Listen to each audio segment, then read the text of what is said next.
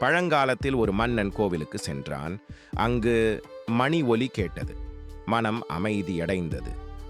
ஏன் என்று கேட்டான். ஆகம சாஸ்திரங்கள் கூறுகின்றன, மணியின் ஓசை நம் இடது மற்றும் வலது காதுகளை செயல்படுத்துகிறது. மனம் ஒருமுகப்படுகிறது. மணி ஓசை 7 நொடிகள் நீடிக்கும். இது நம் உடலின் 7 சக்கரங்களையும் எழுப்புகிறது. தீய எண்ணங்கள் விலகுகின்றன. நவீன அறிவியல் கண்டுபிடித்தது. மணி ஓசை மூளையின் இடது வலது பாகங்களை ஒருங்கிணைக்கிறது. ஆல்பா அலைகள் உருவாகின்றன. ஆழ்ந்த அமைதி கிடைக்கிறது. இதனால்தான் இப்போ நீங்கள் கோவிலுக்குள் நுழையும் போது மணி அடிக்கின்றோம். இது நம்மை தெய்வீக அதிர்வுடன் இணைக்கிறது. ஓம் நம சிவாய என்று கருத்து பகுதியில் எழுதுங்கள்.